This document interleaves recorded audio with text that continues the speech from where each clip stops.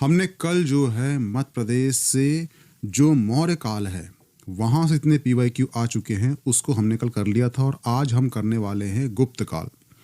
यानी कि मध्य प्रदेश में जो गुप्त काल का संबंध रहा है, इससे जितने भी क्वेश्चन अब तक आ चुके हैं, ठीक है, 2012 से लेकर 2025 तक, ठीक है, ये सभी क्वेश्चन को इसमें लिया गया है। तो प्लीज़ लेक्चर वॉच करना, ठीक है। क्वेश्चन है कि तुमेन अभिलेख किस जिले में स्थित है, और ये क्वेश्चन असिस्टेंट प्रोफेसर फेस 1 2022 में कर चुका है, ठीक है। मैं बता चुका हूँ पहले आपको कि MPPSC जितने भी एग्ज़ाम लेता है, इन सभी एग्ज़ाम के PYQ इसमें शामिल किए गए हैं, ताकि अगर आपका क्वेश्चन 2026 में आता है तो वो मिस ना हो, ठीक है। क्योंकि जो MPPSC है वो करता है कॉपी पेस्ट। जैसे उसने भी ये पूछ लिया तो यही क्वेश्चन वो पूछ लेगा, मध्य प्रदेश PSC पूछ लेगा, वही क्वेश्चन पूछ लेगा मध्य प्रदेश फॉरेस्ट में पूछ लेगा, ठीक है। तो जो तुमेन अभिलेख है ये किस जिले में है, तो ये है गुना जिले में। अब तुमेन अभिलेख क्या है, तो ध्यान रखना, ये आपको दिख रहा है गुप्तकालीन अभिलेख। कहाँ के हैं ये सब जो है मध्य प्रदेश के हैं। जैसे पहला है उदयगिरी शिलालेख, दूसरा है एरन अभिलेख, तीसरा है तुमेन अभिलेख, चौथा है मंदसौर अभिलेख, सांची अभिलेख और सूपिया अभिलेख। और जो तुमेन अभिलेख है, ठीक है, इसमें क्या कहा गया, इसमें कहा गया है जो कुमार गुप्त है, कुमार गुप्त को शरदकालीन सूर्य की भांति बताया गया है। सवाल उठता है कि कुमार गुप्त को शरदकालीन सूर्य की भांति क्यों कहा गया।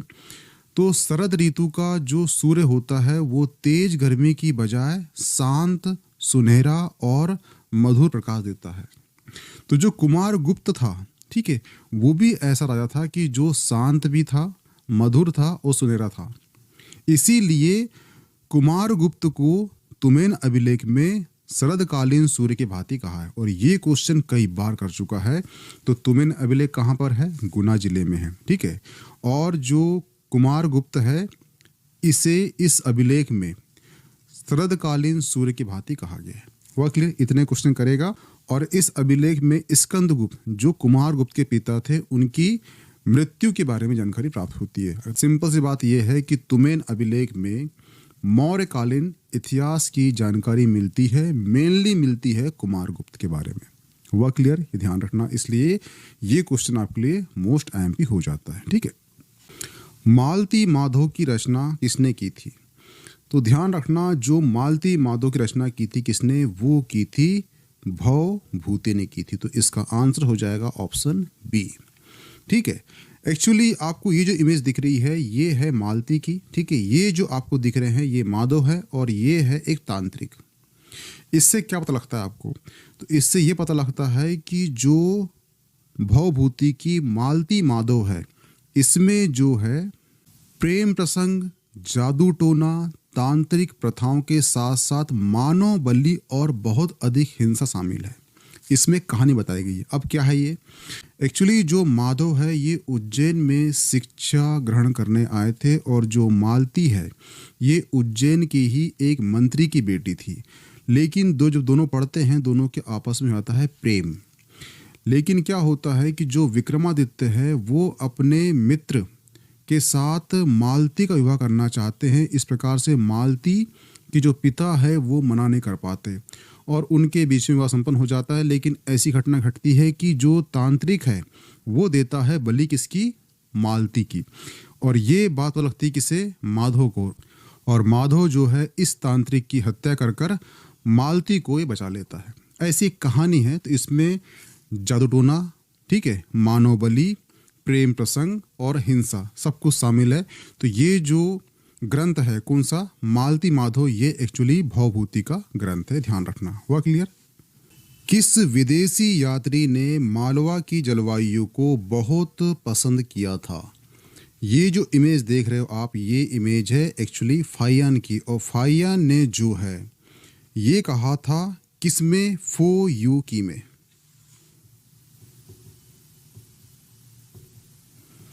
फो यू की में कहा था कि जो मालवा है उसकी जलवायु जो है विश्व की श्रेष्ठ जलवायु में से एक है।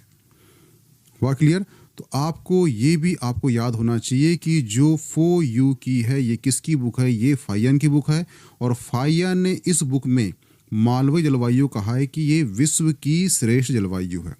तो कभी आपको ये क्वेश्चन पूछेगा तो ये भी आपको याद होना चाहिए कि मालवा की जलवायु को फो यू की में फाहियान ने कहा है विश्व की सर्वश्रेष्ठ जलवायु।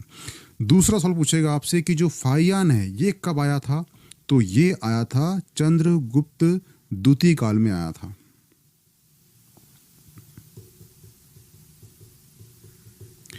जो चंद्रगुप्त द्वितीय है जो गुप्त काल का शासक था, इसके काल में फाहियान आया था जिससे विक्रमादित्य की उपाधि प्राप्त थी। ठीक है, तो यहाँ से इतने क्वेश्चन कर रहा है कि जो फाहियान है उसने मालवा की जलवायु को सर्वश्रेष्ठ किस बुक में कहा, तो वो कहा फो यू की में। जो फाहियान ये कहाँ से आया था, तो ये चीनी यात्री था।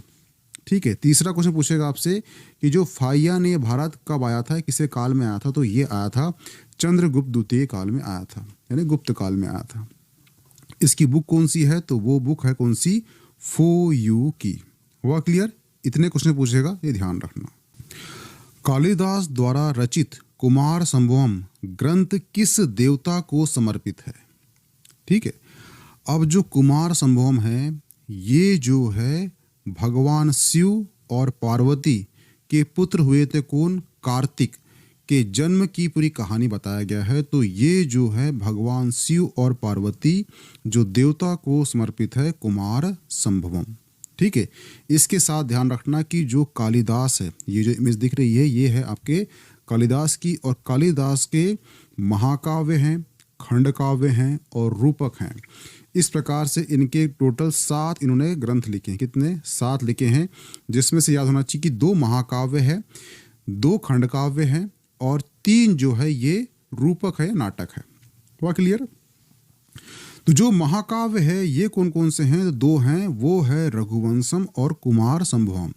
रघुवंशम क्या होते हैं, यानी कि भगवान राम जो है ये रघुवंशी थे, उनके वंशावली कहानी किसमें दी गई है, वो दी गई है रघुवंशम पर।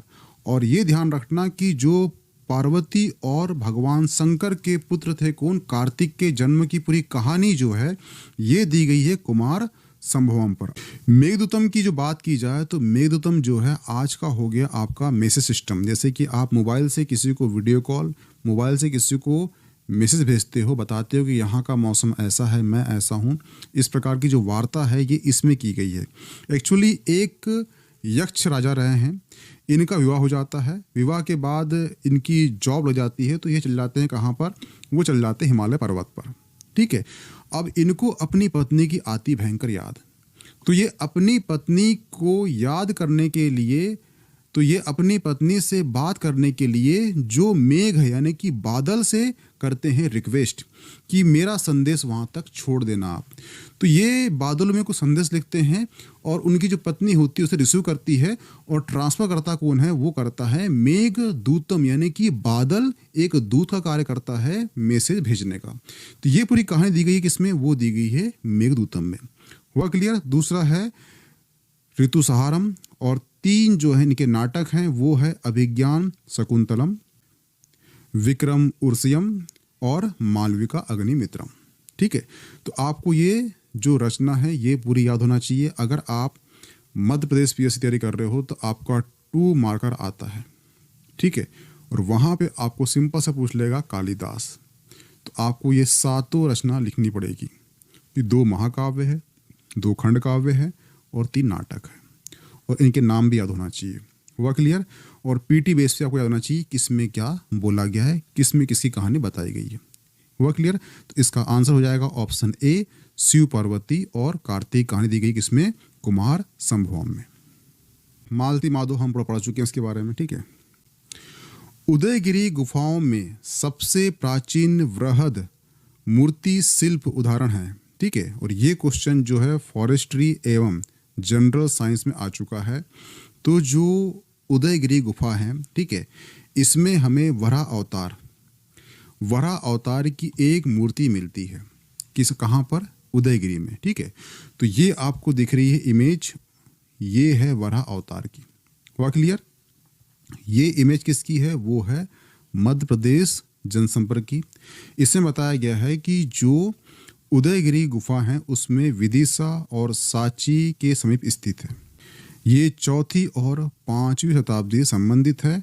गुफा नंबर 5 में वराह अवतार की मूर्ति है, जिसे इस काल में स्थापत्य कला का सर्वाधिक उपयुक्त एग्जाम्पल माना जाता है। हुआ क्लियर? तो आपको यहाँ से याद रखना है कि जो वराह अवतार है ये उदयगिरी में तो है, परंतु गुफा नंबर ये 5 नंबर में स्थित है। ठीक है। अब वराह अवतार कौन है? तो ध्यान रखना, जो भगवान विष्णु हैं, भगवान विष्णु हैं, इनके जो हैं 10 रूप हैं। कितने? 10 अवतार हैं माने गए हैं। कितने? 10 माने गए हैं। और एक है भागवत पुराण, उसके अनुसार 24 अवतार माने गए हैं। तो आपके जो नए सिलेबस में वेद अरण्यक भी जुड़ गए हैं, पुराण जुड़ गए हैं। ठीक है। तो ध्यान रखना, अगर क्वेश्चन आता है कि भगवान विष्णु के कितने अवतार माने गए हैं, तो वो 10 माने गए हैं।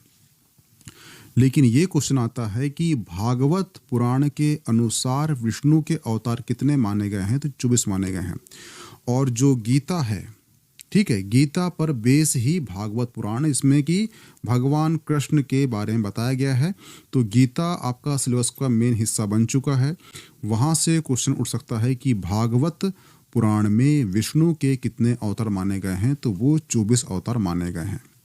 24 अवतार विष्णु के हैं भागवत पुराण के अनुसार। भागवत अगर नहीं आता, सिंपल आता है कितने अवतार हैं, तो उसका आंसर 10 होगा। कन्फ्यूजन बिल्कुल मत होना। हुआ क्लियर? अब इसमें 10 अवतार जो हैं, उसमें पहला अवतार कौन है? तो मैं बताया था पहली कहानी, ठीक है, कि मत्स्य अवतार लेकर विवत्सो मनु की रक्षा की थी किसने? भगवान विष्णु ने। तो पहला अवतार कौन सा हो गया? मत्स्य अवतार हो गया। दूसरा अवतार हो गया कछुए का अवतार। और तीसरा अवतार हो गया, वो हो गया वराह अवतार। वराह यानी कि सूअर का अवतार, जिसमें सिंग लगे हुए थे। और एक राक्षस था हिरण्याकश्यप, जिसने पृथ्वी को उठा के समुद्र के तलातल, समुद्र के जो धरातल है वहां पे फेंक दिया था।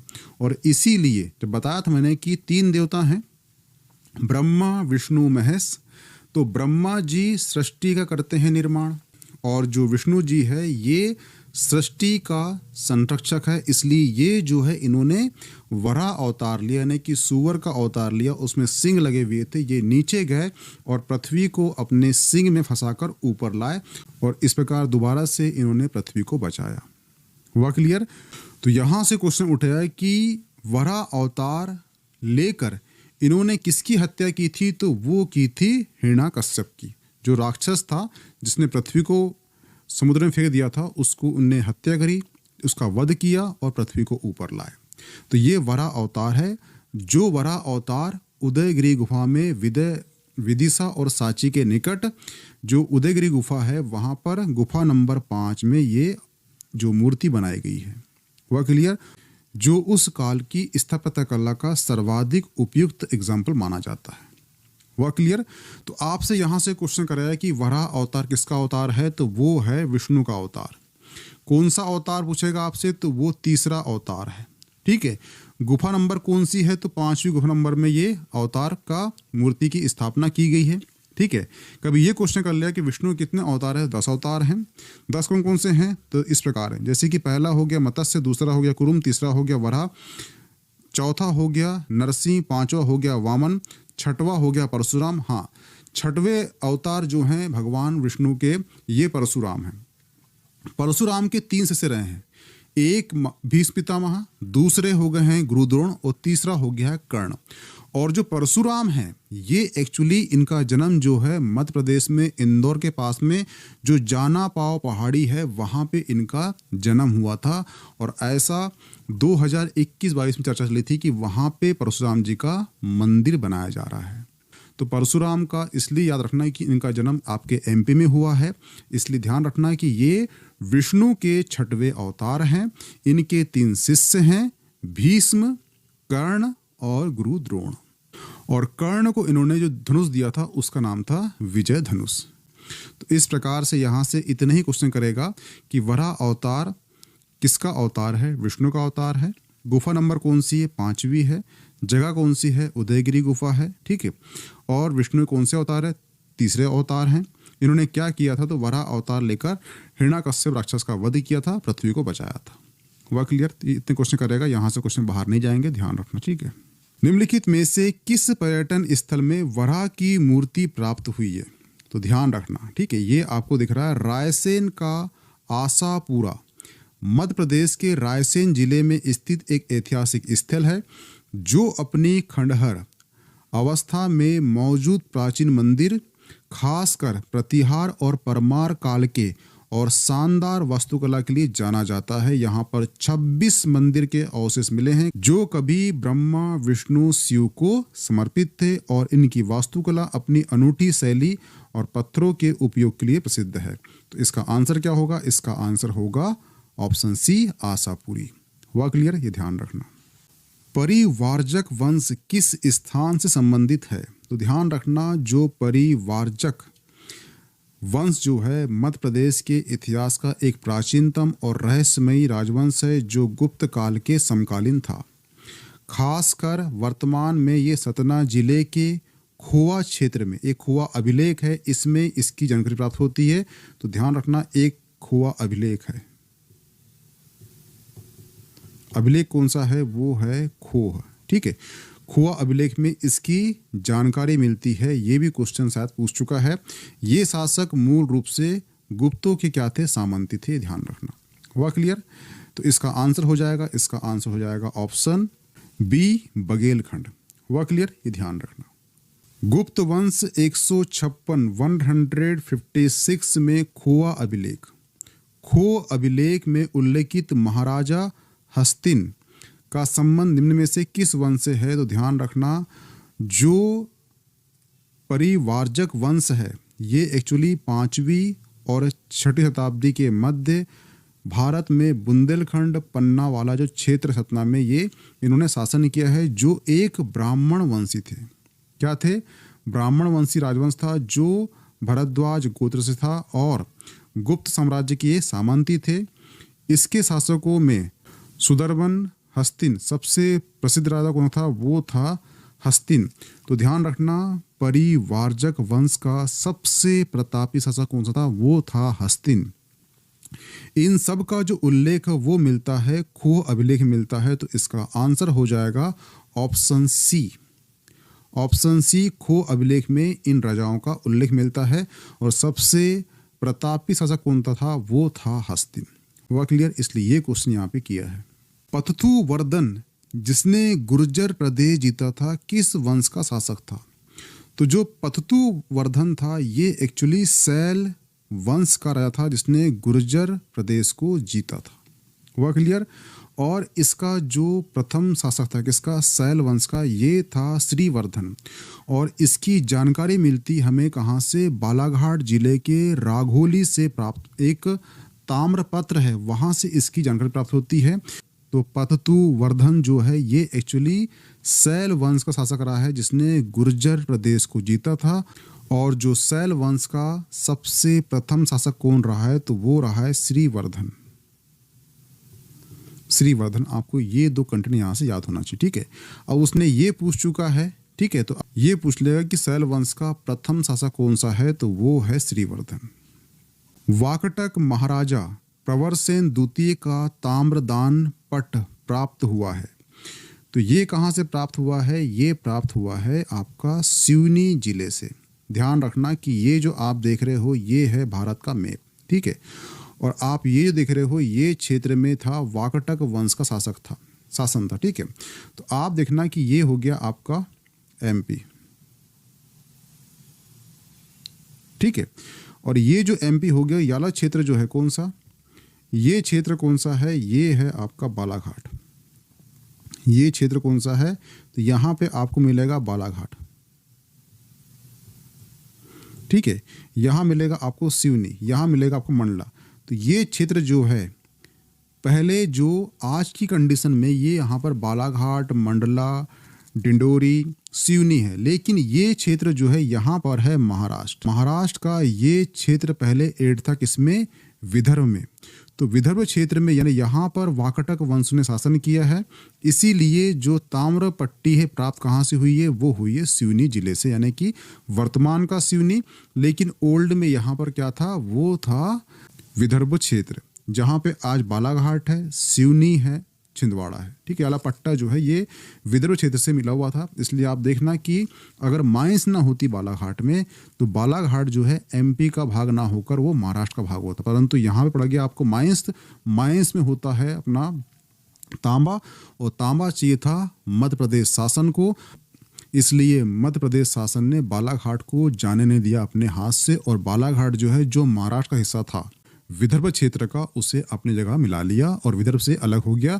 और यहाँ पर जो है वाकटक वंश ने यहाँ पर शासन किया है, इसलिए इसके जो ताम्रदान पट्टी है यहाँ से प्राप्त हुई है। ऑप्शन क्या हो जाएगा, डी हो जाएगा। ठीक है, ये ध्यान रखना, काफी डीप क्वेश्चन था, ऐसे क्वेश्चन जो है पीएससी नहीं करेगा, परंतु कभी क्वेश्चन कर लिया तो आपको ध्यान होना कि वाकटकों ने विदर्भ क्षेत्र में शासन किया है, बस। ठीक है, निम्नलिखित में से कौन सा युग्म सुमेलित नहीं है, क्या बोल रहा है, नहीं है। ठीक है, तो ये सारे मंदिर आपको याद होना चाहिए, जैसे कि नशना कुठार का मंदिर, ये मंदिर जो है अलेक्जेंडर कनिंघम ने इसकी खोज की थी। ठीक है, और जो ये पन्ना में है, कहाँ पर है, ये है पन्ना में, ये जो है ये पन्ना में है, कहाँ पर है, पन्ना में है।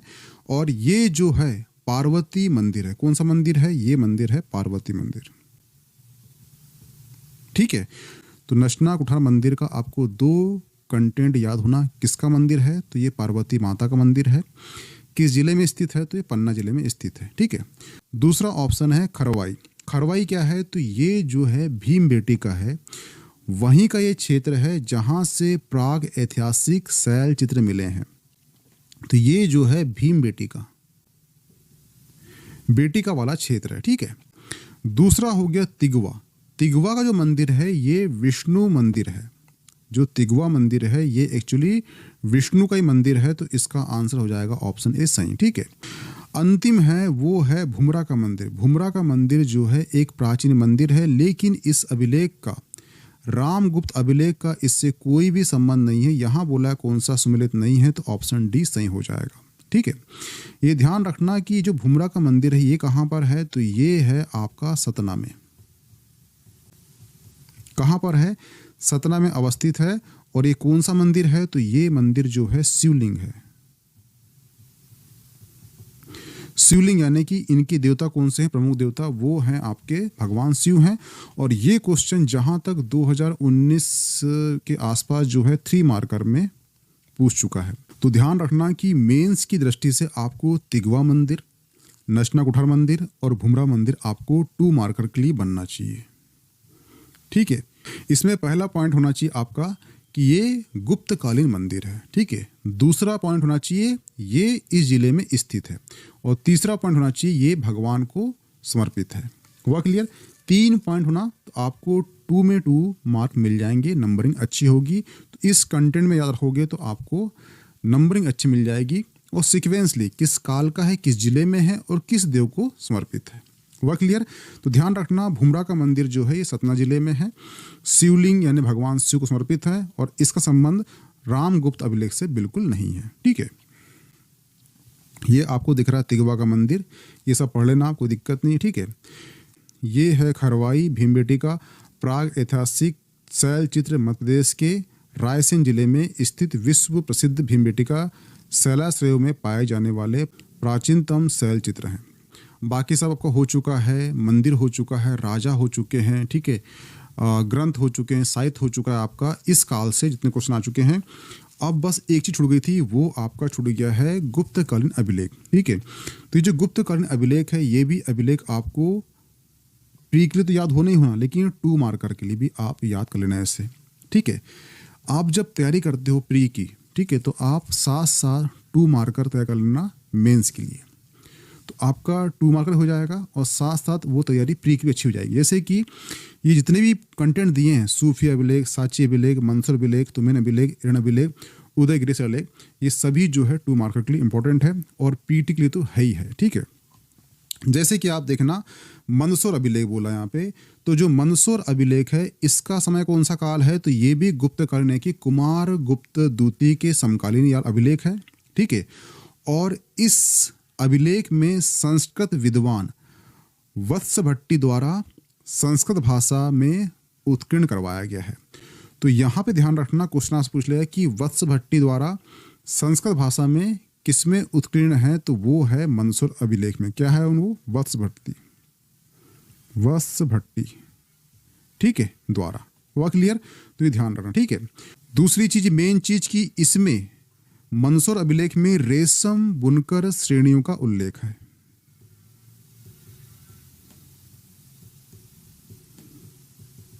रेशम बुनकर श्रेणियों का उल्लेख कहां पर है, तो वो मंदसौर अभिलेख में, ये ध्यान रखना, ठीक है।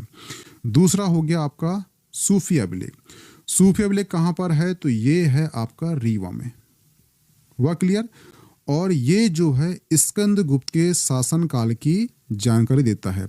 अगर आपको इतना याद नहीं भी होता मेंस की दृष्टि से, तो ये लिख देना कि सूफी अभिलेख में गुप्त कालीन शासकों की जानकारी प्राप्त होती है। अगर याद है स्कंद गुप्त तो लिख देना, अगर नहीं है याद तो गुप्त कालीन लिख के आ जाना, छोड़ना मत उसे, ठीक है। गुप्त कालीन तो लिख के आना। राजा का नाम याद नहीं है तो कम से कम जो काल है वो आपको याद होना चाहिए, ठीक है। और सबसे मुख्य आईएमपी पॉइंट इसका ये है कि जो गुप्त काल है, गुप्त वंश को इस अभिलेख में क्या कहा गया, वो कहा गया है घटोत्कच वंश कहा गया है, ठीक है। और ये माना गया है कि जो गुप्त काल है इसका आरंभ जो है घटोत्कच वंश से माना गया है, इसलिए ये कंटेंट आपके लिए आईएमपी हो जाता है। पहला पॉइंट इसमें पूछेगा कि ऐसा कौन सा अभिलेख है जहां पर गुप्त काल को घटोत्कच वंश कहा गया है, तो वो है सूफी अभिलेख। सूफी अभिलेख कहां पर है, तो रीवा में है। हुआ क्लियर? तो आपको 2 मार्कर के लिए याद होना चाहिए स्थान और ये कंटेंट तो भूलना ही मत, क्योंकि ये कंटेंट में बताया गया है कि जो गुप्त काल की पहचान हुई है इस अभिलेख से। अगर ये अभिलेख नहीं होता तो पता लगता नहीं हमें गुप्त काल का आरंभ कहाँ से हुआ है। तो गुप्त काल का आरंभ किससे हुआ है, वो हुआ है घटोत्कच से, इसलिए गुप्त काल को घटोत्कच कहा गया है किसमें, सूफिया अभिलेख में। इसलिए ये आपके लिए वेरी वेरी आईएमपी हो जाता है। हुआ क्लियर? अगर हम बात करें किसकी, एरण अभिलेख की, तो ये कहां पर होगा, तो ये है आपका सागर में, ये आप सभी जानते हो, ठीक है। और इसका संबंध किससे है, वो है भानुगुप्त से। भानुगुप्त से इसका संबंध है। और पहली बार किसका, सती प्रथा का उल्लेख कहां से मिलता है, तो वो मिलता है एरण अभिलेख से।